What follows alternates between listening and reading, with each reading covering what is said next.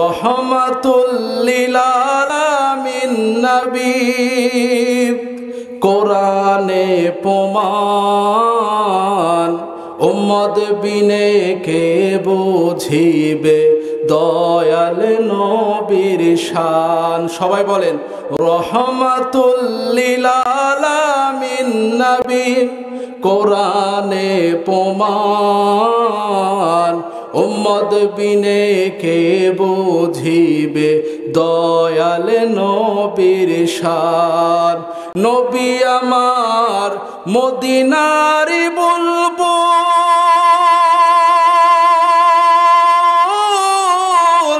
আমার আল্লাহ প্রেমে করিয়া নামটি দিলেন হাবিবে রাসূল। নবী আমার মদিনার বুলবুল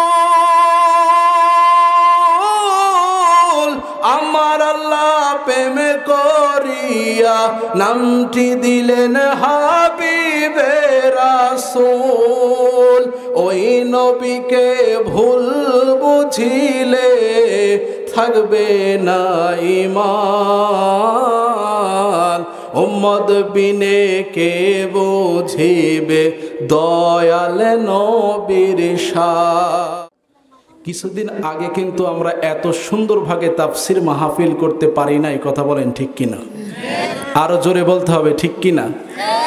তাফসির মাহফিল করার জন্য এলাকার পাতি নেতা, ছাতি নেতা, বুট নেতা, ময়দা নেতা তাদের অনুমতি নেওয়ার দরকার ছিল কি ছিল না বলেন? তাদের নাম যদি পোস্টারে ব্যানারে না দেওয়া হতো তারা ওয়াজ মাহফিল বন্ধ করে দিত, কথা বলেন ঠিক কিনা? এই কোরআনের মাহফিলে 144 ধারা জারি করে যারা, তারা কি ভালো সন্তান না খারাপ সন্তান? এই কথা বলেন না কেন, ভালো না খারাপ? কোরআনের মাহফিলে যারা 144 ধারা জারি করে, আল্লাহর কিতাব কোরআনের আওয়াজ বন্ধ করার জন্য যারা চেষ্টা করে, তারা আর যাই হোক মুসলিম হতে পারে না, তারা মুসলিম নামে মুনাফিক, কাফের, জালেম, কথা বলেন ঠিক কিনা? কারণ কোরআনের মাহফিল কোনো ভালো ঘরের সন্তান বন্ধ করে না, কথা ঠিক না বেঠিক?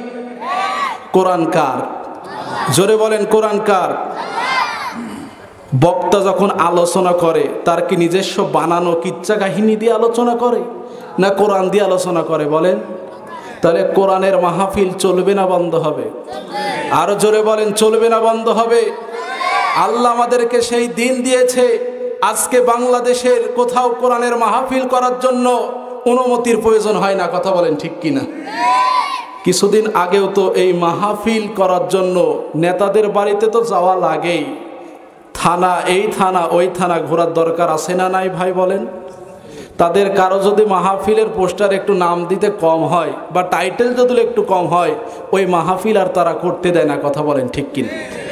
আল্লাহ সেই সমস্ত জালেম থেকে আমাদেরকে রক্ষা করেছে, জোরে বলেন আমিন। আরো জোরে বলেন আমিন। আমরা সেই রবের দরবারে শুকরিয়া আদায় করছি যে মহান আল্লাহ সুবহানাহু ওয়া তাআলা এত সুন্দর পরিবেশে আমাদেরকে কোরআন শোনার তৌফিক দিয়েছেন। সকলে জবান খুলে সে রবের দরবারে একবার শুকরিয়া আদায় করি, সকলে বলি আলহামদুলিল্লাহ। সবাই বলেন রব্বানা লাকাল হামদ হামদান কাসীরান তাইয়িবান মুবারাকান ফিহি ইয়া রব্বি লাকাল হামদু কামা ইয়ামবাগি লিজালালি ওয়াজহিকা ওয়া আযীমি সুলতানিক। আমরা দরুদে সেই নবীর প্রতি দরুদ পড়ছি যিনি মানবতার মুক্তির দূত, হেদায়েতের নূর, যিনি সাইয়্যিদুল মুরসালিন, যিনি খাতাবুন নবীন। সেই নবীর প্রতি দরুদ প্রেরণ করছি যিনি এসেছিলেন অন্ধকার যুগে, এসে কোরআনের আলোয় আলোকিত করে অন্ধকার সমাজটাকে যিনি আলোয় আলোকিত করে দিয়েছেন, সে নবী মুহাম্মদ রাসূলুল্লাহর প্রতি আমরা সকলে মহব্বতে প্রাণ খুলে জবান খুলে একবার দরুদ পড়ে নিই, সকলে বলি সাল্লাল্লাহু আলাইহি ওয়াসাল্লাম। আলোচনার শুরুতে একবার জানতে চাই আপনারা সকলে কেমন আছেন? একটু মহব্বতে বলেন কেমন আছেন? আমি কেমন আছেন এটা একটু পরীক্ষা করতে চাই। যাদের বয়স 25 থেকে 30, অর্থাৎ যারা বিবাহ করেছেন, বিয়ে করেছেন, তারা একটু হাত তুলেন তো ভাই দেখি, একটু তুলেন হাত। আচ্ছা বলেন তো, এখানে বিবাহিতর সংখ্যা বেশি না অবিবাহিতর সংখ্যা বেশি? বিবাহিতই বেশি। এই হাত নামান। এলাকাতে যুবক নাই? কথা বলেন না কেন, যুবক নাই? এত এই সময় তাদের উচিত ছিল মাহফিলে বসা, কথা বলেন ঠিক কিনা, কোরআনের মজলিসে বসা, কোরআনের কথা শোনা। কিন্তু দেখি সব বাবাজি যাদের আর কোনো উপায় নাই, কথা বলেন ঠিক কিনা, ওই যে আমার দাদারা বসে আছে, দাড়ি টাড়ি সব পেকে গেছে, কথা বলেন ঠিক কিনা, ও বুড়া আর করবেই কি, কথা বলেন ঠিক কিনা। কিন্তু যাদের বসার দরকার ছিল তারা নাই, কথা বলেন। আল্লাহ যেন তাদেরকে বসার তৌফিক দান করে, জোরে বলেন আমিন। সবাই একবার তাকবীর দেন তো, লিল্লাহে তাকবীর, লিল্লাহে তাকবীর, নারে তাকবীর।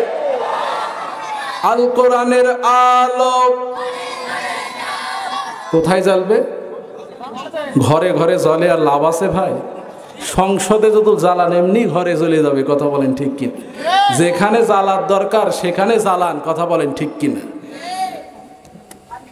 ঘরে এমনি চলবে। আল্লাহ যেন সংসদে কোরআনের আলো জ্বালানো তৌফিক দান করে, জোরে বলেন আমিন। মুসলমান, আলোচনার শুরুতেই আপনাদের কাছ থেকে জানতে চাই, পৃথিবীর শ্রেষ্ঠ কিতাবের নাম কি? জোরে বলতে হবে, পৃথিবীর শ্রেষ্ঠ কিতাবের নাম কি? এই আল কোরআনের থেকে দামি কিতাব আর আছে? শ্রেষ্ঠ কিতাব আর আছে? মর্যাদাবান কিতাব আর আছে? এই পৃথিবীতে আল কোরআনের থেকে শ্রেষ্ঠ দামি কিতাব আর একটাও নাই, যার প্রতিটা অক্ষর প্রতিটা হরফ পড়লে আল্লাহ 10টা করে আমল নামায় নেকি দান করে, জোরে বলেন সুবহানাল্লাহ। মুসলমান ভাইরা আমার, বন্ধুরা আমার, আল্লাহ পাক রব্বুল আলামিন এমন একটা কিতাব দিয়েছেন, আল্লাহ পাক রব্বুল আলামিন এমন একটা কোরআন আমাদেরকে দিয়েছেন। এই পৃথিবীর শ্রেষ্ঠ কিতাবের নাম হচ্ছে কোরআন, কথা বলেন ঠিক কিনা। মুসলমান ভাইরা আমার, আমি আপনাদেরকে প্রশ্ন করতে চাই, আমার সামনে যেই টেবিলটা রাখা আছে, এই টেবিলটা কাঠের, আমি যেই চেয়ারের উপর বসে আছি এই চেয়ারটাও কাঠের, এই টেবিল এই চেয়ারে যদি আমার পা লাগে আমি একবারও মহব্বত করে চুমা দিব না, কথা বলেন ঠিক কিনা।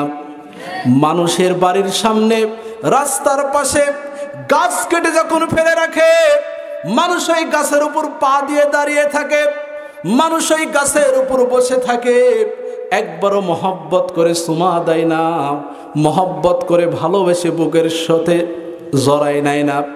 ও মুসলমান, আমি আপনাকে প্রশ্ন করতে চাই, পৃথিবীতে আল্লাহ পাক রব্বুল আলামিন এমন একটা কিতাব দিয়েছেন যার নাম কোরআন।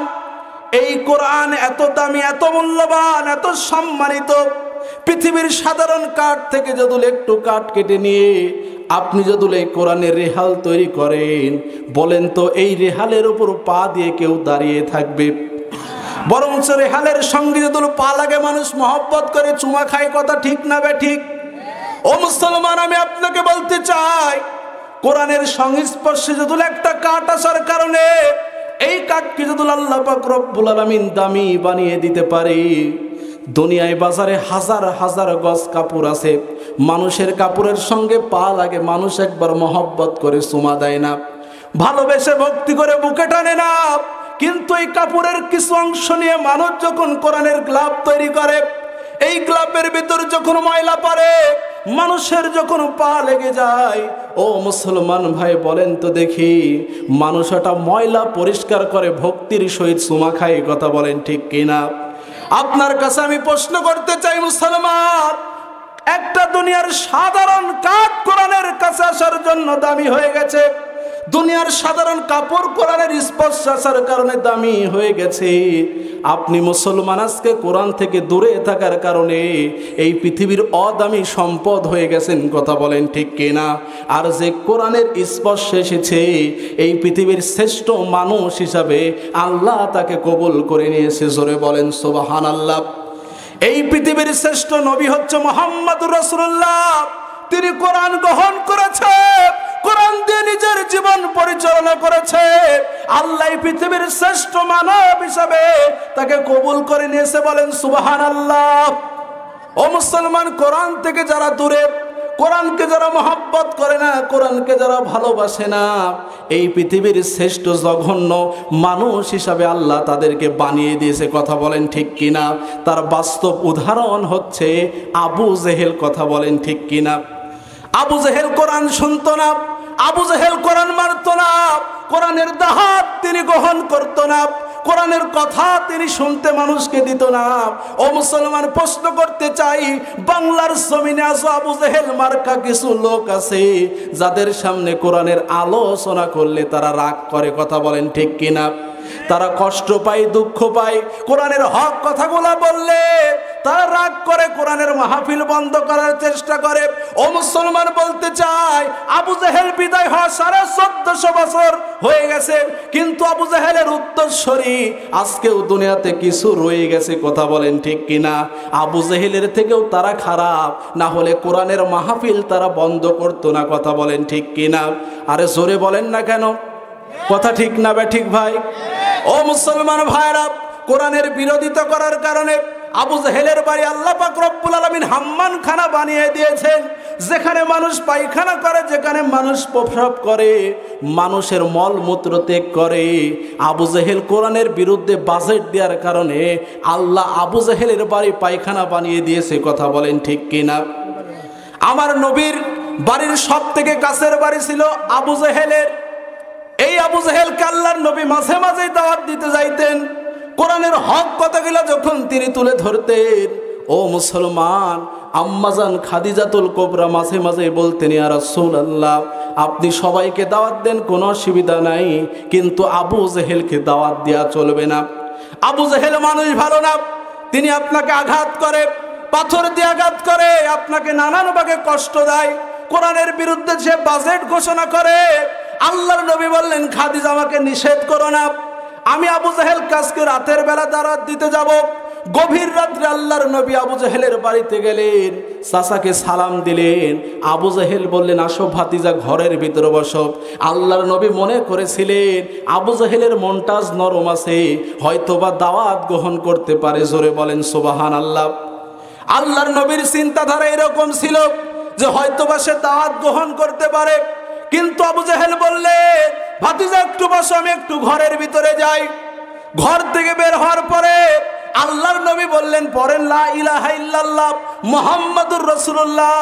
কিন্তু আবু জেহেল লা ইলাহা ইল্লাল্লাহর কথা শোনার পরে আমার নবীকে লক্ষ্য করে বললেন, এই লাও লা ইলাহা ইল্লাল্লাহ, একটা পাথর নিক্ষেপ করলেন। জোরে বলেন নাউজুবিল্লাহ। মুহাম্মাদুর রাসূলুল্লাহ বলে আরেকটা পাথর নিক্ষেপ করলেন। ও মুসলমান ভাই, আবু জেহেল আমার নবী কেমন ভাবে পাথর নিক্ষেপ করতে থাকলেন, এক পর্যায়ে আমার নবীর শরীর থেকে রক্ত বের হয়ে নবীজির দাড়িগুলা ভিজে গেল। আবু জেহেলের পাথর নিক্ষেপের পরে আমার নবী চোখের পানি ছেড়ে বললেন, চাচা, আপনি দাওয়াত গ্রহণ করবেন না, ঠিক আছে, আমাকে আঘাত করলেন কেন? হাদিস প্রমাণ করে সেই দিন আবু জেহেল এত আঘাত করেছে, আল্লাহর নবীর থেকে এত শরীর থেকে রক্ত ঝরেছে, আল্লাহর নবী সোজা হয়ে হাঁটতে পারে নাই, হামপারি দিয়ে দিয়ে তার বাড়িতে প্রবেশ করেছে। ও মুসলমান, এই কোরআনের বিরোধিতা করার কারণে আল্লাহ আবু জেহেলের বাড়ি হাম্মামখানা বানিয়ে দিয়েছে। কথা বলেন ঠিক কিনা? কথা বলেন না কেন ঠিক কিনা? ও মুসলমান, আজকে দুনিয়াতে যারা কোরআনের বিরোধিতা করবে, কোরআনের পক্ষে বাজেট না দিয়া বাদ দিয়ে কোরআনের বিপক্ষে যারা বাজেট দিবে, আল্লাহ পাক রব্বুল আলামিন তাদেরকে জমিনের ভিতরে এমন ভাগে ধ্বংস করে দিবে। হিন্দু বলেন, খ্রিস্টান বলেন, বৌদ্ধ বলেন, আপনি একজনের সন্তানের নামও আবু জেহেল পাবেন না। কথা বলেন ঠিক কিনা? আবু জেহেল এত ঘৃণিত ব্যক্তি শুধু কোরআনের বিরোধিতা করার কারণে, ইসলামের বিরোধিতা করার কারণে আজকেও বাংলার জমিনে যে সমস্ত নাস্তিকেরা, যে সমস্ত জালেমেরা কোরআনের বিরোধিতা করবে, কোরআনের বিপক্ষে বাজেট ঘোষণা করবে, আল্লাহ পাক রব্বুল আলামিন যুগে যুগে যেমন করে আবু জেহেলকে, উতবাকে, সাইবাকে, ফেরাউন, নমরুদকে ধ্বংস করে দিয়েছে, আল্লাহ পাক রব্বুল আলামিন কোরআনের বিরোধিতা যে সমস্ত জালেমেরা করবে, আল্লাহ যুগে যুগে তাদেরকে ধ্বংস করে দিবে। কথা বলেন ঠিক কিনা? ও মুসলমান, চিল্লায় বলেন ঠিক কিনা? আজ থেকে কিছুদিন আগে যারা 41 সাল পর্যন্ত থাকবে, এই বাজেট যারা ঘোষণা করে করত, আল্লাহ তাদেরকে 41 সাল পর্যন্ত রাখে নাই। 2024 সালে এই বাংলার জমিন থেকে তাদেরকে বিদায় করে দিয়েছে। কথা বলেন ঠিক কিনা? যাদের পাওয়ার এত বেশি ছিল, যাদের ক্ষমতা এত বেশি ছিল, কিন্তু ছোট্ট ছোট্ট ছাত্রদের আন্দোলনে আমার ভাই আবু সাইদ ভাইয়ের বুকের গুলি লাগার কারণে আল্লাহ পাক রব্বুল আলামিন এই সমস্ত হাজার হাজার ছাত্র জনতার কথা এমন ভাগে কবুল করেছে, জালেমকে 41 সাল পর্যন্ত থাকতে দেয় নাই। 24 সালেই এই বাংলার জমিন থেকে বিদায় করে দিয়েছে। কথা বলেন ঠিক কিনা? কথা বলেন না কেন ঠিক কিনা? ও মুসলমান ভাই, ভয় লাগে নাকি আপনাদের? ভয় করেন? কোরআনের হক কথা বলতে কোনো ভয় আছে? কোরআনের হক কথা বলতে ভয় আছে? জবানের মালিক কে? হায়াতের মালিক কে? মৌতের মালিক কে? আল্লাহর দিয়া কণ্ঠ দিয়ে জমিনের ভিতরে যদি হক কথা বলে মরতে পারে, আবু জেহেলের প্রতিদ্বারা যদি আপনাকে হত্যাও করার চেষ্টা করে, মুসলমান মনে রাখবেন, কোন কাফের বেদিন মুশরিক যদি আপনাকে হত্যাও করে, জমিনের ভিতর এক ফোঁটা রক্ত পড়ার আগে আল্লাহ আপনার জীবনের সকল গুনাহ মাফ করে দিবে। জোরে বলেন আল্লাহু আকবার। আরো জোরে বলেন আল্লাহু আকবার। বেদিনদেরকে দেখে ভয় করা যাবে না। কথা বলেন ঠিক কিনা? জালিমদেরকে দেখে ভয় করা যাবে? জালিমদেরকে দেখে ভয় করা যাবে? আল্লামা সাইদি বলেছিলেন রহমতুল্লাহ আলাই, তিনি একটা কথা বলেছেন, এমন একটা দিন আসবে যেই দিন তোমরা এন্দুরের গর্ত খুঁজে পাবা না। কথা বলেন ঠিক কিনা? তারা আজকে এন্দুরের গর্ত খুঁজে খুঁজে পায় না। কথা বলেন ঠিক কিনা? আপনারা দেখেন নাই একজন দরবেশ বাবা ছিল, বিশাল বড় বড় দাড়ি ছিল, কি ছিল না ভাই বলেন? নৌকাত করে পালাচ্ছে, মুখে দাড়ি নাই। জোরে বলেন না নাউজুবিল্লাহ। এ কত নিকৃষ্ট খারাপ মানুষ হলে রসুলের সুন্নতকে চেঁচে ফেলতে পারে? কথা বলেন ঠিক কিনা? যারা দাড়ি রাখার পর এক মুষ্টি না হওয়া পর্যন্ত যারা কেসি চালায়, আল্লাহ রসুল বলেন তারা যেন আমার গলায় ছুরি চালায়। আর রাখা দাড়ি, এত বড় বড় দাড়ি যাকে দেখলেই দরবেশের মতো মনে হয়, একদম পাকা টাটকা শয়তান। কথা বলেন ঠিক কিনা? আবু জেহেল এদেরকে দেখে লজ্জা পায়। কথা ঠিক না ঠিক ভাই? আবু জেহেল এদেরকে দেখে লজ্জা পায়, শয়তান এদেরকে দেখে লজ্জা পায়। শয়তান বলে আমি তো এক শয়তান, এ তো আমার ওস্তাদ। কথা বলেন ঠিক কিনা? আমার ভাইয়ের জন্য কোরআনের পক্ষে থাকতে হবে। এই কোরআন তেমন একটা কিতাব, যেই কিতাবের ভিতর আল্লাহ কোনো ডাউট রাখে নাই, সন্দেহ রাখে নাই। জোরে বলেন সুবহানাল্লাহ। আল্লাহ কোরআনুল কারীমের ভিতর বলছেন, সবাই বলেন, জালিকাল কিতাবু লা রাইবা ফীহি হুদাল লিল মুত্তাকিন। বলেন আল্লাহু আকবার। আল্লাহ পাক রব্বুল আলামিন বলছে, দুনিয়ার মানুষ, আমি তোমাদের কেমন একটা কিতাব দিলাম, এমন একটা গ্রন্থ দিলাম, এমন একটা কোরআন তোমাদেরকে দিলাম, যেই কোরআনের ভিতর কোনো ভুল আমি রাখি নাই, যেই কোরআনের ভিতর কোনো সন্দেহ রাখি নাই। এই কোরআনের ভিতরে আমি রেখেছি হুদাল লিল মুত্তাকিন, এটা মুত্তাকিদের জন্য পথ প্রদর্শক। জোরে বলেন সুবহানাল্লাহ। ও মুসলমান ভাই, পৃথিবীতে যত কিতাব আপনি দেখবেন, একটা কিতাবের শুরুতেও কেউ লেখে নাই যে এই কিতাবের ভিতর কোনো ভুল নাই, এই কিতাবের ভিতর কোনো সন্দেহ নাই। সকলেই লেখে কিতাবের ভিতর, বইয়ের ভিতর ভুল থাকলে ধরিয়ে দিবেন। কথা বলেন ঠিক কিনা? আর আমার আল্লাহ চ্যালেঞ্জ দিয়ে বলছে এর ভিতর কোনো ভুল নাই, কোনো সন্দেহ নাই। জোরে বলেন না সুবহানাল্লাহ। মুসলমান ভাইরা, এমন একটা কিতাব আল্লাহ পাক রব্বুল আলামিন আমাদেরকে দিয়েছে, যেই কিতাবের শুরুতে আল্লাহ শুরুতে নিজের প্রশংসা নিজেই করলেন। আল্লাহ পাক রব্বুল ভিতরে জানিয়ে দিচ্ছেন, আলহামদুলিল্লাহি রাব্বিল আলামিন। বলেন আল্লাহু আকবার। আল্লাহ বলছেন, সমস্ত প্রশংসা আমার জন্য, সব প্রশংসা আল্লাহর জন্য। ও মুসলমান, দুনিয়াতে আপনি যতদিন জীবিত থাকবেন, আল্লাহ আপনাকে যতদিন হায়াত দিয়েছে, আপনার জীবনে দুঃখ আসুক, কষ্ট আসুক, প্রশংসা আদায় করতে হবে একজনের। তার নাম কি? জোরে বলেন, তার নাম কি? আরেকবার বলেন, তার নাম কি? আল্লাহ নাম বলতে আপনাদের কষ্ট হয়, এই জবানের মালিককে। আল্লাহ যদি এই মুহূর্তে আপনার জবান বন্ধ করে দেয়, দুনিয়ার কোনো ডাক্তার আপনার জবান ফিরিয়ে দিতে পারবে? কথা বলেন না কেন? ফিরিয়ে দিতে পারবে? আল্লাহ বলে, খলাকাল ইনসান আমি মানুষকে সৃষ্টি করেছি, আল্লামাহুল বায়ান, আমি মানুষকে কথা বলার মতো শক্তি দিয়েছি। ও মুসলমানের সন্তান, মুসলমান ঘরে জন্ম নিয়ে আপনি যদি আল্লাহর নাম বলতে কৃপণতা করেন, আর আল্লাহ যদি একটু টাইট করে প্যাচ দিয়ে আপনার জবান বন্ধ করে দেয়, দুনিয়ার কোনো মানুষ আপনার জবান ফিরে দিতে পারবে না। কথা বলেন ঠিক কিনা? কারণ এই জবানের মালিক আপনি না, জবানের মালিক একজন, তিনার নাম আল্লাহ।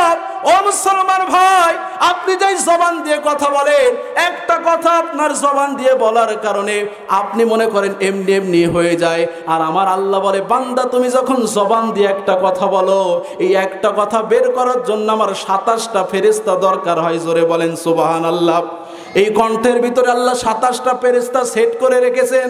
আপনি যখন একবার আল্লাহ বলে চিৎকার দেন, আল্লাহ 27টা ফেরেশতা স্তর ভেদ করতে করতে আপনার জবান থেকে একটা আল্লাহ শব্দ ক্লিয়ার করে বের করে দেয়। জোরে বলেন সুবহানাল্লাহ। ও মুসলমানের জন্য কথা বলতে হবে। কোরআনের মাহফিলে যারা কথা বলে, ওয়াইজা কুরিয়াল কোরআন ফাসতামিউ লানসিতিলা আল্লাকুম তুরহামু, আল্লাহ বলছেন কোরআন যখন তোমাদের সামনে পাঠ করা হয়, শ্রবণ করা হয়, মনোযোগ সহকারে শোনো। এটা মনোযোগ সহকারে যদি তুমি শুনতে পারো, আমার আল্লাহ বলছেন লা আল্লাকুম তুরহামুন। বলেন আল্লাহু আকবার। আল্লাহ পাক রব্বুল আলামিন বলছে, যদি তুমি একটা মনোযোগ সহকারে চুপ করে শ্রবণ করতে পারো, আল্লাহ বলছেন বান্দারে আমি তোমার জীবনের গুনাহগুলো ঝরাই দিব। ও মুসলমান, আল্লাহ আমাদের জীবনের গুনাহগুলো কেমন করে ঝরিয়ে দিবে? শীতের সময় যেমন করে গাছ থেকে পাতাগুলো ঝরে পড়ে যায়, শীতের সময় যেমন করে কুয়াশা পড়ে ওই সবুজ ঘাসগুলা ভিজিয়ে যায়, আমার আল্লাহর রহমত দ্বারা বান্দার জীবনের সকল গুনাহগুলো আমার আল্লাহ ঝরিয়ে দিবে। জোরে বলেন সুবহানাল্লাহ। আরো চিৎকার দিয়ে বলেন আল্লাহু আকবার। ও মুসলমান ভাইরা, এর জন্য কোরআনের পক্ষে থাকা লাগবে, কোরআনের পক্ষে আপনাকে কথা বলতে হবে। আপনি যদি আপনার জীবনের কোনো কাজ কোরআনের বিপক্ষে করে ফেলেন, যেটা কোরআনের ভিতরে নাই, আপনি হাদিসের ভিতরে নাই, ওই কাজটা যদি আপনি দুনিয়াতে করেন, আল্লাহ দুনিয়াতে আপনাকে শাস্তি দিবে। কথা বলেন ঠিক কিনা? যেরকম ফেরাউন করেছিল, নিজেকে দাবি করতে করতে, নিজের ক্ষমতা দেখাইতে দেখাইতে এক পর্যায়ে তিনি বলেই ফেললেন, আনা রব্বুকুমুল আলা, আমার থেকে বড় রব, আমার থেকে বড় খোদার কেউ নাই। জোরে বলেন নাউজুবিল্লাহ। চিৎকার মেরে বলেন নাউজুবিল্লাহ। আমাদের রবকে, আমাদের রবকে হিন্দুরা 12 মাসে 13 পূজা করে, 33 কোটি তাদের দেবদেবতা আছে না নাই? কিন্তু আমাদের রব একজন। আল্লাহ বলেন কুল হুয়াল্লাহু আহাদ, আমরা এক আল্লাহর ইবাদত করি, এক আল্লাহকে আল্লাহ বলে ডাকি, যার কোনো শরীক নাই, যার সমতুল্য কেউ নাই, সেই আল্লাহর ইবাদত আমরা করি। আর ফেরাউন বলছে আনা রব্বুকুমুল আলা, আমার থেকে বড় রব কেউ নাই।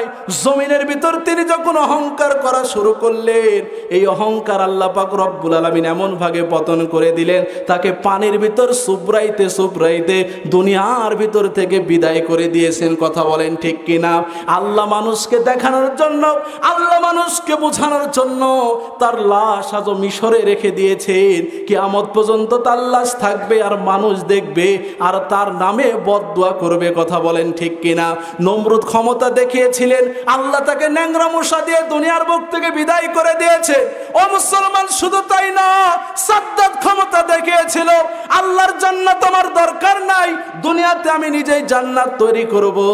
ও মুসলমান, আল্লাহ তাকে জান্নাত তৈরি করার সুযোগ দিয়েছিলেন, কিন্তু জান্নাতের গেটে পা রাখার সুযোগ দেয় নাই। কথা বলেন ঠিক কিনা? ও মুসলমান, মনে করে দিতে চাই, ফেরাউন অহংকার কারণে ধ্বংস হয়ে গেছে, নমরুদ অহংকার করার কারণে ধ্বংস হয়ে গেছে, সাদ্দাত অহংকার করার জন্য ধ্বংস হয়ে গেছে। এই জমিনের ভিতর আজও যদি কেউ অহংকার দেখায়, দাম্ভিকতা দেখায়, ক্ষমতা দেখায়, পাওয়ার দেখায়, চেয়ারের ক্ষমতা দেখায়, আল্লাহর তাকে চেয়ার থেকে লাথি মেরে ফেলে দিতে বেশি দেরি হবে না। কথা বলেন ঠিক কিনা? তার প্রমাণ 5ই অক্টোবর। কথা বলেন ঠিক কিনা? যে ছিল চেয়ারে, আজকে সেই চেয়ারে নাই, দেশে থাকতে পারে নাই, মামুর বাড়ি দিল্লিতে গিয়েছে। কথা বলেন ঠিক কিনা? ক্ষমতা কার? জোরে বলেন ক্ষমতা কার? জোরে বলেন না কেন ক্ষমতা কার?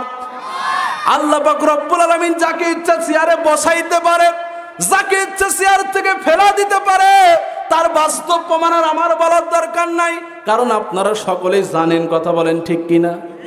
জানেন না সবাই? নতুন ভাগে বলার দরকার আছে ভাই? ক্ষমতার মালিক আল্লাহ, ইজ্জতের মালিক আল্লাহ, সম্মানের মালিক আল্লাহ। এর জন্য জমিনের ভিতর অহংকার করা যাবে না, দাম্ভিকতা করা যাবে না, টাকার ক্ষমতা দেখানো যাবে না, পাওয়ার দেখানো যাবে না। যদি দেখান, আল্লাহর 1 সেকেন্ড সময় লাগবে না আপনাকে ক্ষমতা থেকে নামাই দিতে। কথা বলেন ঠিক কিনা? সেই পাওয়ার আল্লাহর আছে না নাই? না ডোনাল্ড ট্রাম্প ক্ষমতা আসার পরে আল্লাহর পাওয়ার একটু কমে গেছে? কথা বলেন ঠিক কিনা? হ্যাঁ, আল্লাহর ক্ষমতা আগেও যা ছিল এখনো আছে, ভবিষ্যতেও থাকবে। কথা বলেন ঠিক কিনা? তার ক্ষমতার কোনো লড়চড় হবে? আরো জোরে বলেন হবে? আরো জোরে বলেন হবে? আমরা কোরআনের পক্ষে থাকতে চাই, আল্লাহ যেন কবুল করে। জোরে বলেন আমিন। আল্লাহ পৃথিবীতে 3টা জিনিস দিয়েছেন স্পেশালি রহমত। কয়টা জিনিস ভাই? 1 নম্বরে, ভালোভাবে শুনবেন, 1 নম্বরে আল্লাহ স্পেশাল রহমত দিয়েছে কোরআন। 1 নম্বরে স্পেশাল রহমতের নাম কি? কোরআন। 2 নম্বর আল্লাহ পাক রব্বুল আলামিন স্পেশাল রহমত দিয়েছে নবী মুহাম্মদুর রাসূলুল্লাহ। 3 নম্বর স্পেশাল রহমত দিয়েছেন পিতা আর মাতা। 3 নম্বরে কি বললাম? পিতা আর মাতা। আপনাকে যদি আমি প্রশ্ন করি যে এই দুনিয়াতে আপনাকে সবাই ভালোবাসে, সবাই মহব্বত করে, সব থেকে বেশি আপনাকে দুনিয়াতে কে মহব্বত করে, কে ভালোবাসে, আপনি হয়তো বা উত্তর দিবেন আপনার মা না হয় বাবা। কথা বলেন ঠিক কিনা? ঠিক কিনা ভাই? এ মুসলমান ভাইরা, এই দুনিয়াতে সবাই আপনাকে মহব্বত করতে পারে, এই দুনিয়াতে আপনাকে সবাই ভালোবাসতে পারে, কিন্তু এই দুনিয়াতে সব থেকে আপনাকে যে বেশি যে ভালোবাসে, এই দুনিয়াতে সব থেকে আপনাকে বেশি যে মহব্বত করে, এই দুনিয়া থেকে আপনাকে স্বার্থ ছাড়া যে ভালোবাসে, সেটা হচ্ছে আপনার মা আর বাবা। কথা বলেন ঠিক কিনা? দুনিয়ার সবাই আপনাকে স্বার্থের জন্য মহব্বত করতে পারে, দুনিয়ার সবাই আপনাকে স্বার্থের জন্য ভালোবাসতে পারে। ও মুসলমান, যিনি আপনাকে স্বার্থ ছাড়া ভালোবাসে তিনি আপনার মা আর বাবা। কথা বলেন ঠিক কিনা? দুনিয়াতে আপনি যদি কোনো মেহমানের বাড়িতে বেড়াইতে যান, আপনার হাতের দিকে তাকায়, এমনকি শ্বশুর শাশুড়ির বাড়িতে যদি বেড়াইতে যান, তারপরেও আপনার হাতের দিকে তাকায় যে মিষ্টির ব্যাগ আছে কিনা। কথা বলেন ঠিক কিনা? কিন্তু দুনিয়াতে আল্লাহ পাক রব্বুল আলামিন আপনার জন্য এমন একটা স্পেশাল রহমত দিয়েছেন, মা। যেই মায়ের জন্য যদি আপনি একটা ফল কিনে নিয়ে যান, আপনার মা আপনাকে বকা দেয়। কথা বলেন ঠিক কিনা? যখন রাত্রিবেলা মাহফিল করে বাড়িতে যাই, মায়ের জন্য যদি দামি 1 কেজি মিষ্টি কিনে নিয়ে যায়, বাজার থেকে ভালো কিছু যদি আপেল কিনে নিয়ে যায়, ও মুসলমান, এই চেয়ারের উপর বসে থেকে আল্লাহর কসম করে বলি, বানাই বলতেছি না, বাড়িতে যাইতে রাত 2টা 1টা কোনোদিন যাই না, এরকম অনেক দিন হয়ে গেছে, সপ্তাহ 15 দিন বাড়িতে যাই না। হঠাৎ করে রাত্রে শেষে যদি কোনোদিন মাহফিল শেষে সুযোগ থাকে বাড়িতে যায়, সেই দিন যদি মায়ের জন্য একটা ভালো ফল কিনে নিয়ে যায়, মা ধমকের সুরে বলে, বাবা টাকা নষ্ট করার দরকার কি, আমার শরীর তো ভালো আছে। জোরে বলেন আল্লাহু আকবার। ও মুসলমান, অনেকদিন মাহফিল শেষ করে শ্বশুর বাড়িতে গিয়েছি, শ্বশুর শাশুড়ি হাতের দিকে তাকায় যে জামাইয়ের হাতের ভিতরে দামি মিষ্টির ব্যাগ আছে না নাই। কথা বলেন ঠিক কিনা? কিন্তু মা বাবা দামি কোনো ফলমূল কিনে নিয়ে গেলে বোকা দেয়। আল্লাহ বোঝাই, দুনিয়াতে তোকে যদি স্বার্থ ছাড়া কেউ ভালোবাসে, সেটা হচ্ছে তোর মা আর বাবা। জোরে বলেন সুবহানাল্লাহ। এর জন্য দুনিয়াতে সব থেকে ভালোবাসতে হবে মাকে, সব থেকে মহব্বত করতে হবে বাবাকে। এখানে অনেক সন্তান এমন আছে যারা 5 বছর, 10 বছর, 2 বছর, 1 বছর হয়ে গেছে, বাবার সঙ্গে মায়ের সঙ্গে কথা বলে না, বাবাকে বাবা বলে ডাকে না, মাকে মা বলে ডাকে না। ও মুসলমান ভাইরা, শুধু কোরআনের পক্ষে বাজেট দিলে হবে না, মায়ের জন্য বাজেট ঘোষণা করতে হবে। বইয়ের জন্য যদি একটা শাড়ি কিনে, মায়ের জন্য 2টা কিনা লাগবে। কথা বলেন ঠিক কিনা? কারণ আপনার শরীর থেকে 1 ফোঁটা রক্ত যদি জমিনের ভিতর পড়ে যায়, আর ওই রক্ত যদি মা দেখে, মা আর সহ্য করতে পারে না। কথা বলেন ঠিক কিনা? ও মুসলমান, কথা বলেন না কেন? ঠিক না বা ঠিক? আমার ভাইরা, আমার বাবারা, একটা এক্সাম্পল দেওয়ার জন্য আপনাদেরকে বোঝাইতে চাই। ছোট্ট একটা বাচ্চা তার মাকে ডাক দিয়ে বলে, মা আমি তোমার দুধের ঋণ শোধ করতে চাই, তোমার দুধের দাম কত?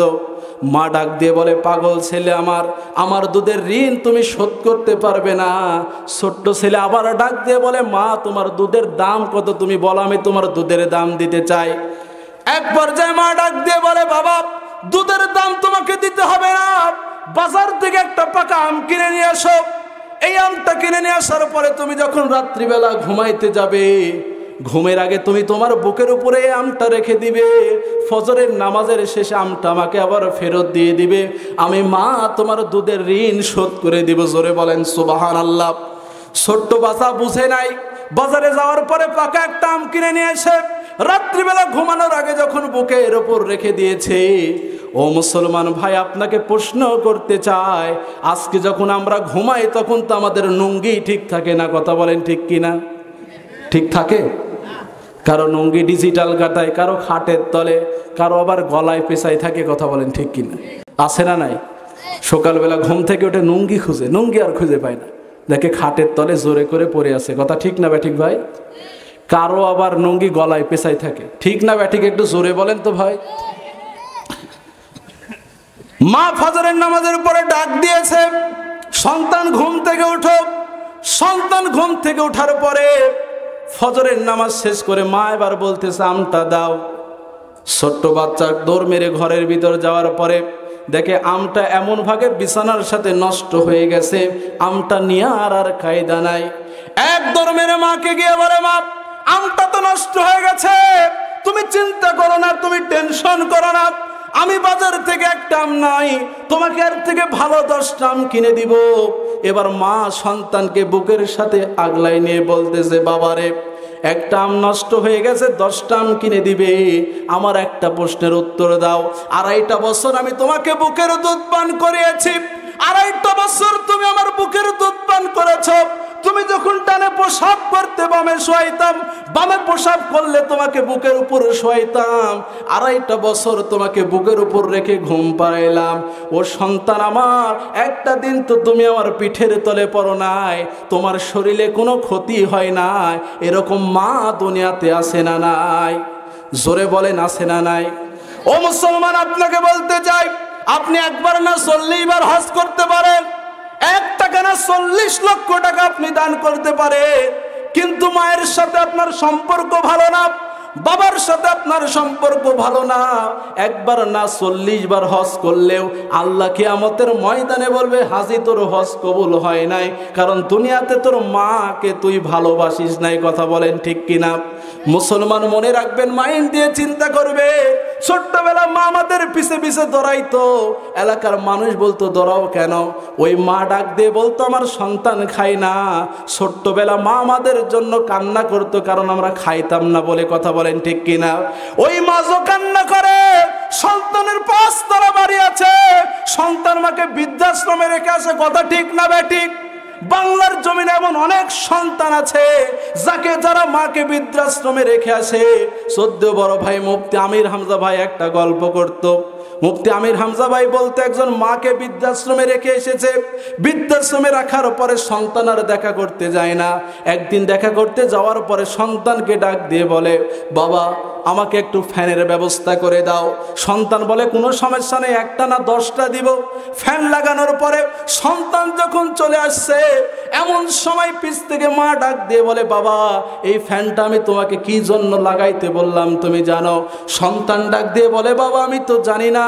এবার মা ডাক দিয়ে বলে, বেটা আমার মন বলছে কিছুদিন পরে তোমার সন্তান তোমাকে এই বৃদ্ধাশ্রমে রাখবে, তুমি তোমার জাদুমণি, তুমি তোমার কলিজার টুকরা, তুমি তো ফ্যানের বাতাস ছাড়া ঘুমাইতে পারো না, এসির বাতাস ছাড়া ঘুমাইতে পারো না, এর জন্য আমি আগেই ফ্যানের ব্যবস্থা করে দিলাম, যাতে তোমার সন্তান তোমাকে বৃদ্ধাশ্রমে দেওয়ার পরে তোমার এই কষ্ট যাতে আর না হয়। জোরে বলেন আল্লাহু আকবার। ও মুসলমান, 5 বছর 10 বছর মাকে মা বলে ডাকেন নাই, ওই মায়ের দরজায় রাত্রিবেলা গিয়ে একবার শুধু মাকে মা বলে ডাকবেন, মা আপনার সকল ভুল ক্ষমা করে দিবে, কথা বলেন ঠিক কি না? ঠিক না ঠিক ভাই? মায়ের মনে কষ্ট দেওয়া যাবে? বাবার মনে কষ্ট দেওয়া যাবে? নবী মাকে কেমন সম্মান করতে, নিজের মানা দুধ মা হালিমাতুস সাদিয়া, বিশ্ব নবী একদিন বসে আছে তার সাহাবীদেরকে নিয়ে, তার দুধমা হালিমাতুস সাদিয়া আসছে, নিজের শরীরের চাদর খুলে দিয়েছে, নিজের শরীরের চাদর পেরে দিয়েছেন মায়ের জন্য। সাহাবীর অবাক আশ্চর্য হয়ে গেছেন, কে এই মহিলা? যেই মহিলা নবীকে মোহাম্মদ নাম ধরে ডাকছে। বিশ্ব নবী তার সঙ্গে কথাবার্তা শেষ করে চাদরের ভিতরে কিছু রাখলেন, মাথাতে করে তিনি পোছাই দিচ্ছেন। সাহাবীরা প্রশ্ন করলেন, জি ইয়া রাসূলুল্লাহ, ইয়া হাবিবাল্লাহ, এই মহিলা কে, যাকে আপনি নিজের শরীরে চাদর খুলে দিলেন? এই মহিলা কে? আল্লাহর নবী বললেন, আমি তো নিজের মায়ের আদর ঠিক মতো পাই নাই, আমি তো নিজের মায়ের মহব্বত ঠিক মতো পাই নাই। এটা হচ্ছে আমার সেই মা, যেই মায়ের দুধ খেয়ে আমি বড় হয়েছি। এই মা হচ্ছে হালিমাতুস সাদিয়া। জোরে বলেন সুবহানাল্লাহ। আজকে মায়ের সঙ্গে আমাদের সম্পর্ক ভালো না, আজকে ভাইয়ের সঙ্গে আমাদের সম্পর্ক ভালো না। এখানে অনেক মানুষ আছেন যারা বছরের পর বছর ভাইয়ের সঙ্গে কথা বলেন না। কথা বলেন ঠিক কিনা? আমার নবী শিক্ষা দিয়ে গেছেন, ভাই হয়ে ভাইয়ের হক কেমন করে আদায় করতে হয়। হালিমাতুস সাদিয়ার ঘরে যখন আল্লাহর নবী ছোট্টবেলা দুধ পান করতেন, ডান স্তরের দুধ তিনি পান করতেন, বাম স্তরের দুধ তিনি পান করতেন না। মা হালিমাতুস সাদিয়া বারবার চেষ্টা করতেন এই বাম স্তরের দুধ খাওয়ার জন্য। আমার নবী চোখের ইশারা দিয়ে, চোখের ভাষায় বোঝানোর চেষ্টা করে ডান আর বাম স্তনের হক আমার ভাই আব্দুল্লাহর। জোরে বলেন সুবহানাল্লাহ, আরো চিৎকার দিয়ে বলেন না আল্লাহু আকবার। এ মুসলমান ভাইরা আমার, আল্লাহর নবী মাতৃকুলে ভাইয়ের হক আদায় করেছে। আর দুনিয়াতে কত ভাই আছে বড় হওয়ার পরে ভুয়া দলিল করে ভাইয়ের সম্পত্তি রেজিস্ট্রি করে নিয়ে বাড়ি থেকে বের করে দিয়েছে। কথা বলেন ঠিক কিনা? এই শ্রেণীর মানুষ সমাজে আছে না নাই? আছে না নাই? আপনি কেমন মানুষ, আপনার ভাইয়ের সঙ্গে আপনি কথা বলেন না? মৃত্যুর সংবাদ শুনলে জানাজাতে পর্যন্ত যান না। ও মুসলমান, রেখে রাখেন, আপনি যতই ইমানদার নিজেকে দাবি করেন না কেন, আপনি এখনো ইমানদার হতে পারেন নাই, কারণ ভাইয়ের সঙ্গে আপনার সম্পর্ক ভালো না। কথা বলেন ঠিক কিনা? আগে নিজের পরিবার ঠিক করতে হবে, নিজের পরিবারকে সুন্দরভাবে রাসূলের জীবন দিয়ে চালানোর চেষ্টা করতে হবে।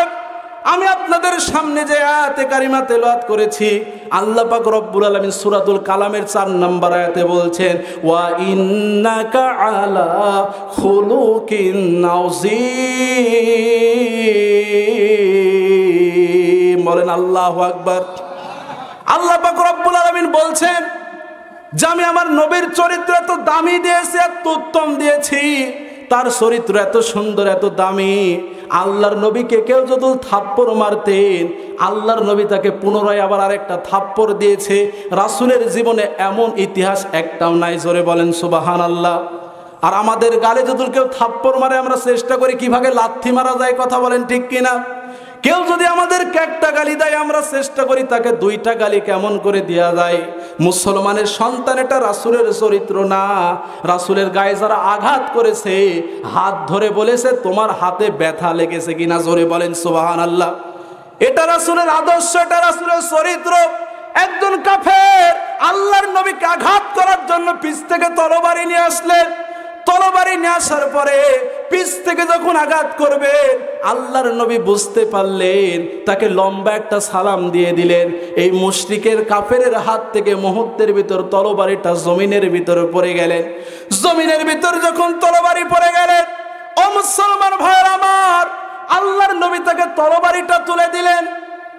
আল্লাহর নবী বললেন, ও ভাই আমার, তোমার হাত থেকে যে তরবারি পড়ে গেছে, তুমি কি ব্যথা পেয়েছো, কষ্ট পেয়েছো?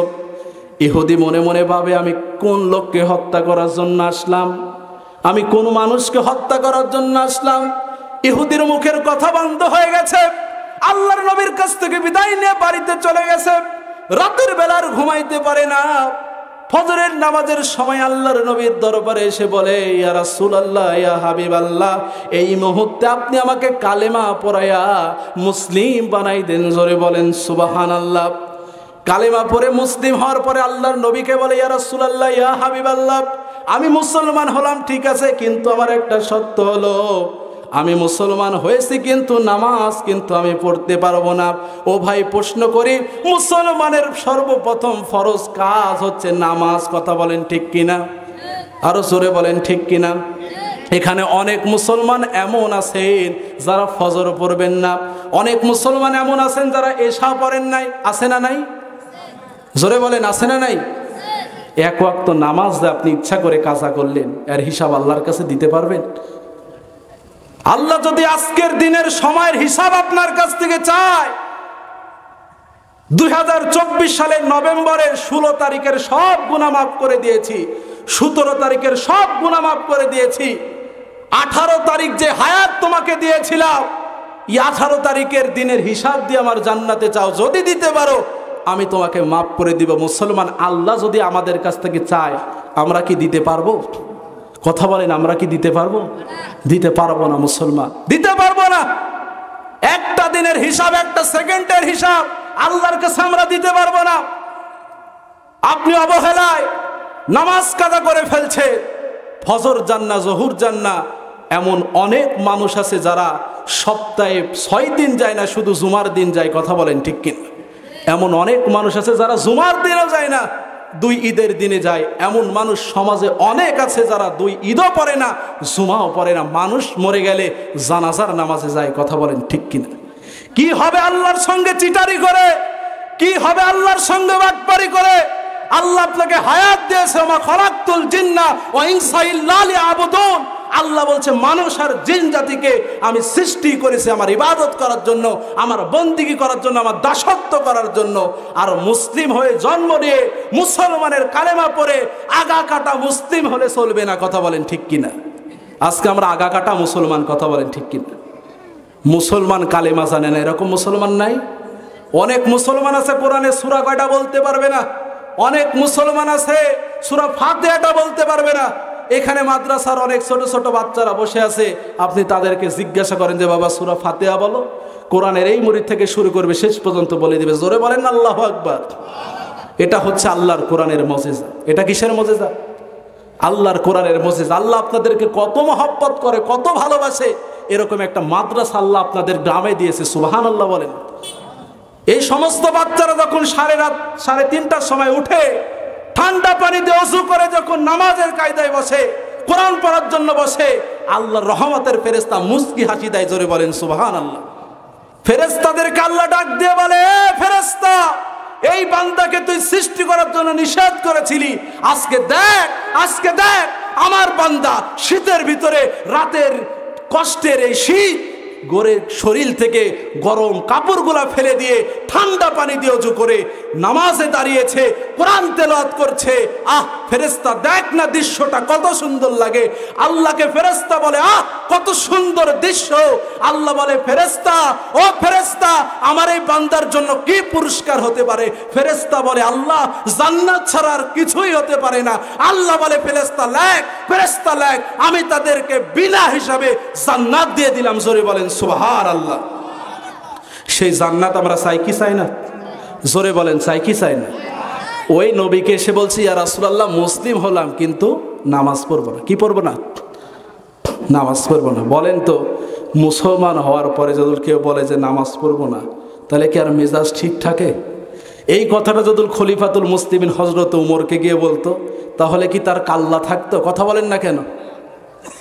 আল্লাহর নবী বলছে, ঠিক আছে, কোনো সমস্যা নাই, তোমার নামাজ পড়ার দরকার নাই। এই সাহাবী শুধু আল্লাহর নবী নামাজ পড়ে, সাহাবীরা নামাজ পড়ে, এই দৃশ্যটা দেখে, এই দৃশ্যটা দেখতে দেখতে তার অন্তরের ভিতর নামাজের প্রতি এমন মহব্বত ঢুকে গেল, নামাজের প্রতি এমন ভালোবাসা ঢুকে গেল। আল্লাহর নবী নামাজের সালাম ফিরে বসে আছেন। হঠাৎ একদিন যাওয়ার পরে আল্লাহর নবীকে বলতেছে, ইয়া রাসূলুল্লাহ, ইয়া হাবিবাল্লাহ, আজকের পর থেকে আপনি আমাকে নামাজ পড়ার অনুমতি দেন। জোরে বলেন সুবহানাল্লাহ। আল্লাহর নবী একটা মুস্কি হাসি দিলেন। এবার ওই সাহাবী আবার ডাক দিয়ে বলে, ইয়া রাসূলুল্লাহ, ইয়া হাবিবাল্লাহ, নামাজ পড়বো, কিন্তু আমার একটা শর্ত আছে। আমি যখন নামাজের আগে ওযু করি, এই ওযু আজ থেকে আমি করা ছেড়ে দিলাম, নামাজ পড়বো ওযু ছাড়া। আল্লাহর নবী মুস্কি হাসি দিয়ে বললেন, কোনো সমস্যা নাই, তুমি নামাজ পড়ো, তোমার ওযু করা লাগবে না। জোরে বলেন সুবহানাল্লাহ। আমাদের কাছে যদি কেউ মাসলা জিজ্ঞাসা করতে যে হুজুর নামাজ পড়বো কিন্তু ওযু করবো না, মেজাজটা কিন্তু গরম হয়ে যাবে। বিশ্বনবী কিন্তু মেজাজ খারাপ করেন নাই, মুস্কি হাসি দিয়ে বলতেছেন, কোনো সমস্যা নাই, তুমি নামাজ পড়ো, ওযু করার দরকার নাই। এই ভাগে কিছুদিন পরে তিনি নামাজ পড়তেছেন কিন্তু ওযু করে না। একদিন তিনি ওযুখানায় তাকিয়ে দেখে আল্লাহর নবীর সাহাবী হযরতে আলী ওযু করতেছেন। জোরে বলেন সুবহানাল্লাহ। এই সাহাবী ওযু করার দৃশ্য দেখে তার বড় ভালো লেগে গেছে। আমরা সাধারণত ওযু করার সময় দুই হাতের কোনা পর্যন্ত ধৌত করি, কথা বলেন ঠিক কিনা? কিন্তু হযরতে আলী ওযু করতেছেন, তার বাহু পর্যন্ত ধৌত করছেন। এই দৃশ্য দেখার পরে সাহাবী ডাক দিয়ে বলে, ও ভাই আলী, আল্লাহর নবী বলেছেন দুই হাতের কোনায় পর্যন্ত ধৌত করতে হবে, তুমি কেন কোনার উপর পর্যন্ত ধৌত করো? এমন সময় হযরতে আলী ডাক দিয়ে বলছেন, ও ভাই, তুমি কি নবীর হাদিস শোনো নাই? যারা ঠান্ডা পানি দিয়ে গরম পানি দিয়ে ওযু করবে, যারা কষ্ট করে নামাজের জন্য ওযু করবে, এই পানিগুলা শরীরের যেই যে অঙ্গ পতঙ্গগুলাতে ঠেকবে, কঠিন কিয়ামতের ময়দানে এই অঙ্গগুলা দিয়ে নূর চমকাইতে থাকবে। জোরে বলেন সুবহানাল্লাহ। হযরতে আলী ডাক দিয়ে বলছেন, তুমি কি রাসূলের হাদিস শোনো নাই? যেই স্থানে ওযুর পানি ঠেকে ওই স্থানে জাহান্নামের আগুন স্পর্শ করতে পারবে না। বলেন আল্লাহু আকবার। ও মুসলমান ভাইরা, এই কথা শোনার পরে ওই সাহাবী আল্লাহু আকবার বলে দাঁড়িয়ে গেলেন। আল্লাহু আকবার বলে দাঁড়ানোর পরে এবার হযরত আলীকে বলছো, আলী, আল্লাহর কসম করে আমি বলি, আজকের পর থেকে আমি শুধু ওযু করব তাই না, 5 ওয়াক্ত নামাজের আগে আমি 5 বার গোসল দিব। হযরতে আলী ডাক দিয়ে বলে, ভাই, তোমাকে তো আমি গোসলের কথা বলি না। এবার সাহাবী ডাক দিয়ে বলে, আমি আর জন্যই গোসল দিব। 5 ওয়াক্ত নামাজের সময় যদি আমি 5 বার ওযু করি, সর্বোচ্চ আমার বাহু, সর্বোচ্চ আমার কাঁধ পর্যন্ত এই পানি পৌঁছাবে, কিন্তু আমি 5 ওয়াক্ত নামাজের আগে 5 বার ওযু করব। আমি যদি গোসল করি আমার পুরা শরীরে পানি পৌঁছাবে, আমার এই পুরা শরীরে জাহান্নামের আগুন স্পর্শ করবে না। জোরে বলেন সুবহানাল্লাহ। ও মুসলমান, এখান থেকে আমি এটাই মেসেজ দিতে চাই, আল্লাহর নবীর আচরণ দেখে, আল্লাহর নবীকে যে হত্যা করার জন্য আসলেন, আল্লাহর নবীকে যে খুন করার জন্য আসলে, আল্লাহর নবীর আচরণ দেখে, চরিত্র দেখে, আল্লাহর নবীর ব্যবহার দেখে কালেমা পড়ে মুসলমান হয়ে পরিপূর্ণ দ্বীনের ভিতর ফিরে আসলেন। কথা বলেন ঠিক কিনা? কিন্তু মুসলমানের সন্তান আমরা। হযরত আনাস বলে, আমি 1 বছর নয় 10 বছর নবীর খেদমত করেছি, নবী একদিন আমাদেরকে ধমক পর্যন্ত দেয় নাই। জোরে বলেন সুবহানাল্লাহ। একদিনও ধমক দেয় নাই। কিন্তু আপনার বাড়িতে একটা ছেলে কাজ করে, রাত্রি 12টার পরে তাকে গোপন করে ডেকে বলেন, আমি তোমাকে কিছুই বলবো না, তুমি বলো তো যে আমার আচরণে তুমি খুশি না বেজা? ও আপনার জন্য বদদোয়া করবে, বলে আপনি মরেন না কেন? কথা বলেন ঠিক কিনা? কারণ আপনার কিছু মানুষের আচরণ কুকুরের থেকেও বেশি খারাপ। কথা বলেন ঠিক কিনা? আরে ভাই, কথা বলেন ঠিক কিনা? বাংলার জমিনে এমন মানুষ অনেক আছে। এই তো কিছুদিন আগে ফেসবুক সোশ্যাল মিডিয়াতে একটা ভাইরাল হয়েছিল, ক্লাস 2 এর বাচ্চাকে কিছু জালেম, কিছু কাফের, কিছু নিকৃষ্ট যুবকেরা তাকে যখন জোর করে ধর্ষণ করার চেষ্টা করেছে, এক পর্যায়ে গণধর্ষণ করতে গিয়ে যখন ধর্ষণ করতে পারে নাই, তার লজ্জা স্থান বেলেট দিয়ে ছিঁড়েছে। জোরে বলেন নাউজুবিল্লাহ। কত নিকৃষ্ট, কত খারাপ মানুষ হলে জেনা করতে গিয়ে জেনা করতে না পেরে লজ্জা স্থানটা বেলেট দিয়ে চিৎকার করতে পারে। কথা বলেন, এর থেকে খারাপ মানুষ আর কেউ আছে? আজকে বাংলাদেশের জমিনে যদি কোরআনের আইন থাকতো, কোরআনের শাসন থাকতো, কোরআনের বিধিবিধানগুলো জারি থাকতো, এরকম একজন ধর্ষককে বাইতুল মোকাররমের সামনে যদি খাদের ভিতরে পুরে মাজা পর্যন্ত গর্তের ভিতরে পুঁতে পাথর দিয়ে নিক্ষেপ করে করে দুনিয়ার ভিতর থেকে তাকে বিদায় করে দেওয়া হতো, আরেকজন ধর্ষক ধর্ষণ করার আগে 100 বার চিন্তা করতো। কথা বলেন ঠিক কিনা? কিন্তু এই আইন তো নাই। কথা বলেন ঠিক কিনা? কোরআনের এই আইন তো নাই। একজন চোরকে যদি চুরির অপরাধে একদিন যদি হাত কেটে দেওয়া হতো, বাকি চোর একদিন চুরি করার আগে 100 বার ভাবতো। কথা বলেন ঠিক কিনা? এই আইন কি আছে? কথা বলেন না কেন? আছে, আইন আছে উল্টা। কথা বলেন ঠিক কিনা?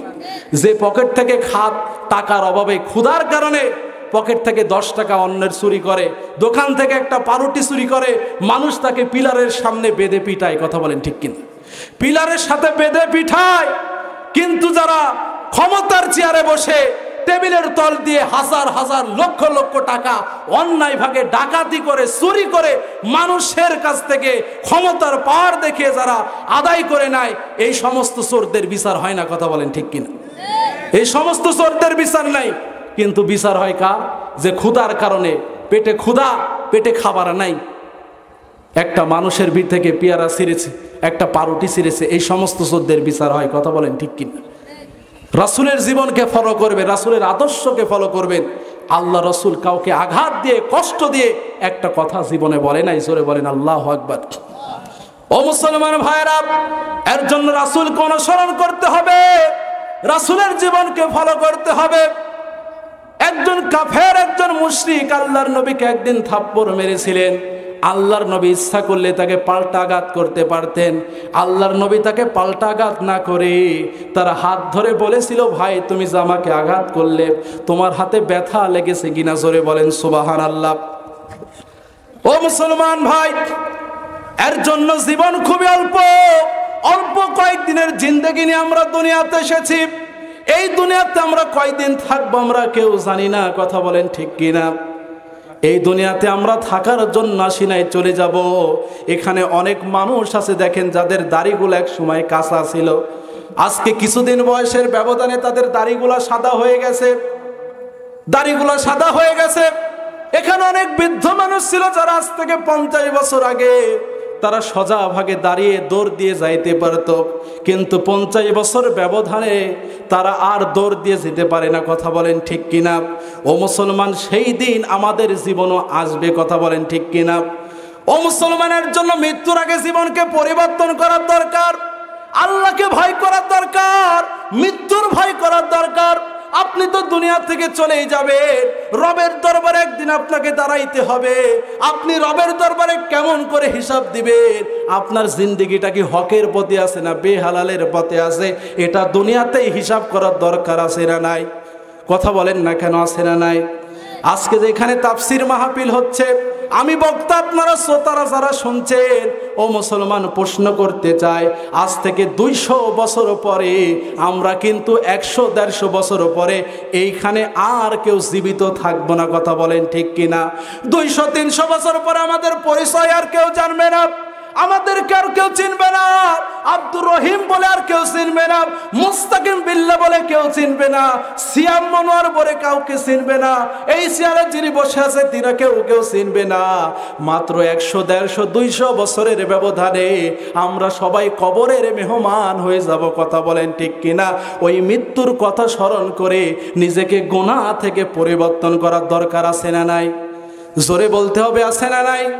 ও মুসলমান, আপনার বাড়ির পাশে যদি কারো মৃত্যু হয়, এই দৃশ্যটা যদি আপনি দেখেন, তাহলে তো আপনার জীবন পরিবর্তন হওয়ার কথা। আমি মৃত্যু অনেক দেখেছি আমার নিজের চোখে। আমার আপন চাচার মৃত্যুর কথাটা আমি বলি, ভালোভাবে শুনবেন। যুবক মানুষ, বয়স তেমন এখনো হয় নাই, মৃত্যুর যে পরিস্থিতি তার ছিল আমি দেখেছি। হঠাৎ স্ট্রোক করলেন, বিছানার ভিতরে শুয়ে আছেন। আম্মা আমাকে ফোন দিলেন, বাবা মাদ্রাসা থেকে দ্রুত চলে আসো, তোমার চাচা হয়তো আর বাঁচবে না। আমি বাড়িতে যাওয়ার পরে দেখে আমার চাচা হা করে আছে আর চোখ দিয়ে টলটল টলটল করে পানি ঝরতেছে। আমার আম্মা আমাকে বলল, বেটা তোমার চাচা মনে হয় তোমাকে কিছু বলতে চায়। আমি আমার কানটা আমার চাচার সঙ্গে, কানের মুখের সঙ্গে লাগাইলাম। চাচাকে বারবার বলি, চাচা আপনি কি আমাকে কিছু বলতে চান? আমার মা বলল, বেটা আমার মন বলছে তোমার চাচা হয়তো বা তোমার হাতের একটুকু পানি খেতে চায়। ও মুসলমান, কেমন করে বলি? আমার চাচার মুখে যখন আমি 1 চামচ পানি দিলাম, এই পানিটা আমার চাচা গ্রহণ করতে পারে নাই। 1 চামচের অল্প সামান্য পানি যখন তার আমি মুখের ভিতরে দিলাম, গড় গড় করে মুখ থেকে পানিটা বের হয়ে পড়ে গেল। কিছুক্ষণ পরে আমি দেখলাম তিনার বুকের ভিতরে কম্পন দিতে শুরু করলো, এমন ভাবে বুকের হার্টবিটটা নড়া শুরু করলো। আমি হাত ধরে চাচার পাশে বসে থেকে আমি চাচাকে বলতেছি কালেমা পড়েন। আমার চাচা অনেক দিনদার মানুষ ছিলেন, তিনি জোরে জোরে কালেমা পড়ছে, আল্লাহ আল্লাহ নামের জিকির করছে, কিন্তু মৃত্যুর কষ্ট আমি যেটা দেখেছি মুসলমান, তিনার বুকটা এমন ভাগে দেবে যাচ্ছিল, আবার এমন ভাগে ছেড়ে যাচ্ছিল, আমার সেই দিন খুব ভয় লেগেছিল। ও মুসলমান, আমি আপনাকেও বলতে চাই, মৃত্যু কোনো সহজ বিষয় না। ওই মৃত্যু কিন্তু আপনার জীবনে আমার জীবনে খুব সামনে, খুব সন্নিকটে, কথা বলেন ঠিক কিনা? কোন দোকানে আপনার কাফনের কাফন চলে এসেছে এটা আপনিও জানেন না, আমিও জানি না, কথা বলেন ঠিক কিনা? জানি ভাই, জানি, আমরা কেউ জানি না, কথা বলেন ঠিক। চলে যেতে হবে আমাদেরকে, এই দুনিয়াতে আমরা অল্প সময়ের জন্য এসেছি, চলে যাব। শুধু এতটুকু মেসেজ আমি আপনাদেরকে দিতে চাই, আমাদেরকে চলে যেতে হবে। দুনিয়াতে আমরা থাকবো না, চিরদিন থাকার জন্য আসি নাই। এই চেহারা একদিন থাকবে না, এই চেহারার অহংকার, দাপট, টাকার অহংকার থাকবে না। সবাই একদিন আমরা চলে যাব, আমাদেরকেও চলে যেতে হবে। মুসলমান মনে রাখবেন, মৃত্যুর আগে মৃত্যুর সামানটা একটু গোছাই নিন, না হলে রেহাই পাবেন না, কথা বলেন ঠিক কিনা? দুনিয়ার মা, দুনিয়ার বাবা আপনাকে কতটুকু ভালোবাসে, তার থেকে লক্ষ কোটি কোটি গুণ বেশি আপনার আল্লাহ আপনাকে ভালোবাসে। জোরে বলেন সুবহানাল্লাহ। ও মুসলমান ভাইরা, দুনিয়ার মাকে কষ্ট দেওয়ার পরে মায়ের কাছ থেকে মাপ চাইলে মা মাফ করে দেয়। আর আপনি যদি আল্লাহর দরবারে নাফরমানি করেন, বয়স যদি 50 হয়ে যায়, 60 হয়ে যায়, 70 হয়ে যায়, ও মুসলমান মনে রাখবেন, গুনাহ যদি আপনার পাহাড়ের সমান হয়ে যায়, আল্লাহ বলেন লা তাকনাতু মির রাহমাতিল্লাহ, ওরে বান্দা আমার গুনাহ রহমত থেকে তুমি নিরাশ হয়ো না। তোমার গুনাহ যদি হয় ওই পাহাড়ের সমান, ওরে বান্দা তুমি মনে রাখবে আমি আল্লাহর দয়া হচ্ছে নীল সাগরের সমান। বলেন সুবহানাল্লাহ। ওরে বান্দা তোমার গুনাহ যদি হয় ওই মহাসমুদ্রের সমান, আমি আল্লাহর দয়া হচ্ছে ওই নীল আসমানের সমান। তোমার গুনাহ যদি হয় ওই নীল আসমানের সমান, ওরে বান্দা তাও আমার রহমত থেকে নিরাশ হয়ো না। যখন তোমার সন্তান ঘুমায়, যখন তোমার স্ত্রী ঘুমায়, রাতের বেলায় সেজদায় গিয়ে আল্লাহকে একবার দুইটা চোখের পানি ফেলে আল্লাহকে বলেন, আল্লাহ আমার মতো গুনাহগার কেউ নাই, আমার মতো পাপী কেউ নাই। আল্লাহ বলবে, বান্দারে তোর চোখের পানি পড়ার আগে আমি তোর জীবনের গুনাহ মাফ করে দিয়েছি। জোরে বলেন সুবহানাল্লাহ। মুসলমানের জন্য আল্লাহকে ভয় করতে হবে। গুনাহ করেছেন, আল্লাহর দরবারে তওবা করে আল্লাহকে বলেন, আল্লাহ আমার মতো পাপী, আমার মতো গুনাহগার, আমার মতো নিকৃষ্ট কুকুর, শুকুর, শিয়াল এই জমিনে কেউ নাই। তুমি রহমত দিয়েছো বলে বেঁচে আছি। আল্লাহ আমি ভুল করেছি, আমাকে মাফ করে দাও। রাতের বেলা জায়নামাজ পড়ে অন্ধকারে যখন সন্তান ঘুমায়, স্ত্রী ঘুমায়, এলাকাবাসী ঘুমায়, রাতের অন্ধকারে আল্লাহর দরবারে দুইটা চোখের পানি ছেড়ে যদি আল্লাহর কাছ থেকে মাপ চেতে পারে, আমার আল্লাহ বলে, ও বান্দারে তুই আমার কাছ থেকে মাপ চেয়েছিস, তোর চোখের কোণাতে পানি আসার আগে আমি আল্লাহ তোকে মাফ করে দিয়েছি, মাফ করে দিয়েছি, মাফ করে দিয়েছি। জোরে বলেন আল্লাহু আকবার। আরো জোরে বলেন আল্লাহু আকবার। আল্লাহ যেন আমাদেরকে মাফ করে দেয়। জোরে বলেন আমিন। আল্লাহ যেন আমাদেরকে ক্ষমা করে দেয়। জোরে বলেন আমিন। এই কোরআনের পক্ষের কর্মী হওয়ার যেন তৌফিক দান করে। জোরে বলেন আমিন। জীবনে হায়াত থাকতে এই বাংলার জমিনে কোরআন দিয়ে দেশ চলছে, কোরআন দিয়ে রাষ্ট্র চলছে, কোরআন দিয়ে সংসদ ভবন চলছে। এটা জীবনের শেষ জীবনে শেষ নিঃশ্বাস থাকতে আল্লাহর কাছে দোয়া করি, আল্লাহ একবার তুমি আমাদেরকে দেখায়ও। জোরে বলেন আমিন। আরো জোরে বলেন আমিন। দুনিয়াতে অনেক দেখেছি, অনেক নেতার নেতৃত্ব দেখেছি, অনেক নেত্রীর নেতৃত্ব দেওয়া দেখেছি, কিন্তু কোরআন দিয়ে দেশ চললে দেশটা কত সুন্দর হবে, কোরআন দিয়ে দেশ চললে সমাজটা কত সুন্দর হবে, ব্যক্তিগত জীবন কত সুন্দর হবে, পারিবারিক জীবন কত সুন্দর হবে, সমাজ জীবন, রাষ্ট্র জীবন কত সুন্দর হবে, এটা এখন আমরা দেখি নাই। কথা বলেন ঠিক কিনা? এটা আমাদের দেখতে বাকি আছে। কথা বলেন ঠিক কিনা? এই কোরআন দিয়ে দেশ চললে কোরআনের ভিতর জেনা থাকবে না, চুরি থাকবে না, সিটারি থাকবে না, বাটপারি থাকবে না। কথা বলেন ঠিক কিনা? মানুষ বেনামাজি থাকতে পারবে না, সবাই নামাজি হয়ে যাবে। কথা বলেন ঠিক কিনা? আমরা জালেমদের জুলুম দেখতে চাই না, অত্যাচারীর অত্যাচার দেখতে চাই না, কোন বেদিনদার, কোন যে দিন বুঝে না ওই জালিমকে আমরা আর চেয়ারে বসাইতে চাই না। কথা বলেন ঠিক কিনা? এবার চেয়ারে এমন একজনকে দেখতে চাই যে কোরআনের পক্ষে কথা বলবে, নবীর হাদিসের বাজেট দিবে, এমন একজন নেতাকে আমরা কোরআনের ময়দানে না, এমন একজন নেতাকে সংসদের সর্বোচ্চ চেয়ার, প্রধানমন্ত্রীর চেয়ারে দেখতে চাই। কথা বলেন ঠিক কিনা? আল্লাহ যেন কবুল করে। জোরে বলেন আমিন। আরো জোরে বলেন আমিন। কথা অনেক বললাম, আপনাদের কাছে দোয়া চাই, আল্লাহ যেন এই মাহফিলকে কবুল করে, এই মাহফিলে চাচা খায়ের জন্য আমাদেরকে দান করে, জোরে বলেন আমিন। যে সমস্ত যুবক ভাইরা এত কষ্ট করে এই মাহফিলের আয়োজন করেছে, আল্লাহ যেন এক একটা যুবককে উমরের সৈনিক হিসাবে কবুল করে, জোরে বলেন আমিন। আল্লাহ যেন এই মাদ্রাসাটাকে কবুল করে নেয়, জোরে বলেন আমিন। এই এলাকার উপরে আল্লাহ যেন খাস রহমত নাজিল করে, জোরে বলেন আমিন। ওয়া আখিরি দাওয়ানা আলহামদুলিল্লাহি রাব্বিল আলামিন। আসসালামু আলাইকুম ওয়া রাহমাতুল্লাহি ওয়া বারাকাতুহু।